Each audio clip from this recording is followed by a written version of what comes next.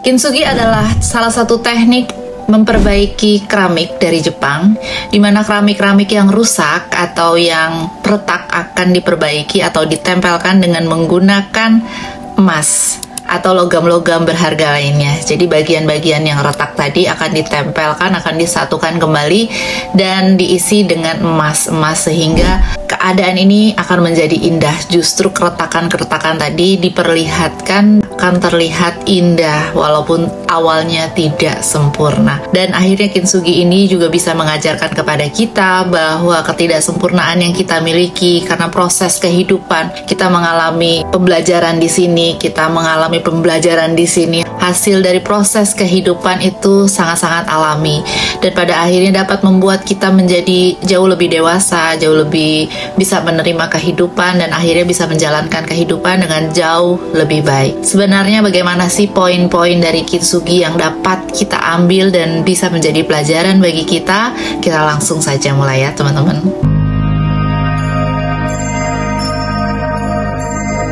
Filosofi kintsugi yang bisa kita ambil untuk pelajaran kehidupan kita sehari-hari antara lain adalah yang pertama, kecantikan dalam kerusakan. Dalam kehidupan kita pasti akan kita mengalami ada yang namanya kecacatan, ketidakbisaan, ketidakmampuan, banyak hal ketidaksempurnaan yang kita temui dan ini bukanlah sebagai sesuatu yang harus disembunyikan.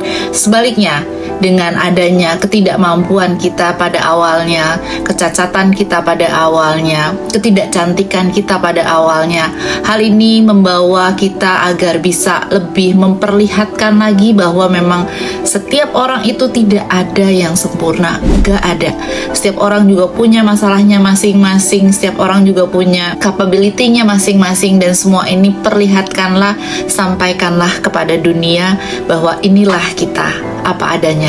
Dengan menghargai diri kita sendiri, sebenarnya itu adalah salah satu kunci poin plus dari filosofi kintsugi ini, bahwa itu semua akuilah sendiri dulu. Jika kita bisa memperbaikinya, perbaikilah dengan cara kita sendiri tentunya, tanpa kita menyembunyikan ketidaksempurnaan itu sendiri. Yang kedua adalah penerimaan atas ketidaksempurnaan. Jadi dalam filosofi kintsugi, menerima adalah bagian dari proses mengakui ketidaksempurnaan. Jadi kita harus terima dulu nih, baik kecacatan fisik atau keadaan fisik yang kita nggak suka, maupun kegagalan mental yang kita alami dalam menjalankan kehidupan. Ya kita terima aja dulu, karena itu adalah proses alami dari kehidupan yang pastinya akan dilalui oleh setiap orang. Poin yang ketiga adalah proses pemulihan yang berharga. Jadi filosofi kintsugi ini ya, jika keramik itu retak, pecah seperti itu, lalu akan disambungkan dengan menggunakan logam cair yaitu emas atau platinum atau perak untuk menempelkan, itu adalah inti dari kintsugi, di mana proses itu adalah bagian atau cerita utama dari proses kintsugi,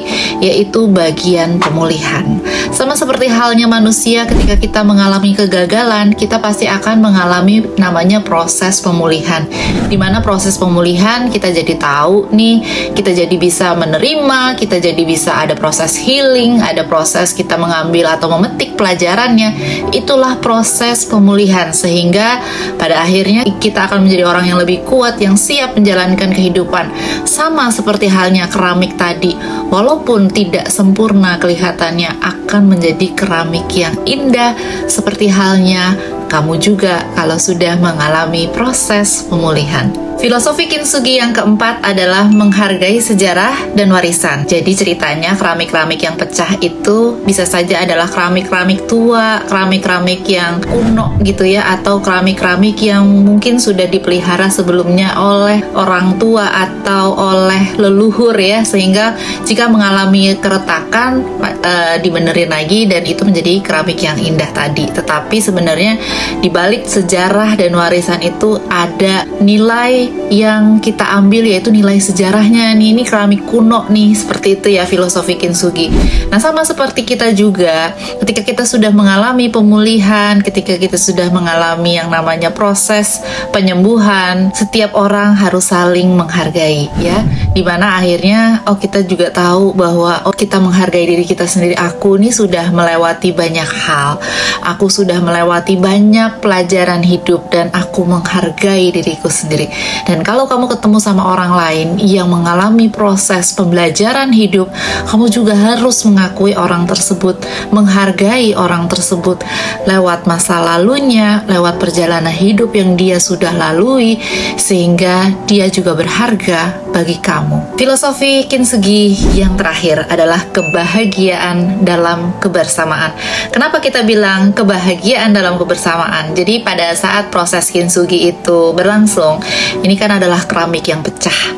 Keramik yang pecah ini kalau misalnya untuk disambungkan kembali butuh apa? Butuh emasnya, butuh logam-logamnya gitu ya, logam cairnya, butuh apanya lagi? Butuh alatnya. Dan yang terakhir adalah butuh seseorang yang bisa menyatukan ini semua ya, atau senimannya yang memproses kintsugi tersebut.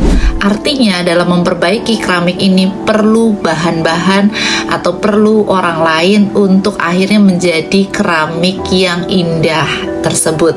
Nah, sama seperti manusia juga ketika mengalami keretakan, kegagalan, lalu kemudian ingin kembali lagi menjadi seseorang yang kuat, ingin kembali lagi menjadi seseorang yang bisa menjalankan hidup lebih baik, butuh yang namanya orang-orang lain, atau prosesnya itu kan pasti butuh orang lain atau butuh lingkungan juga ya, sehingga diri kita sendiri ini bisa akhirnya sembuh, bisa akhirnya kembali lagi menjadi lebih kuat, itu kan juga butuh orang lain.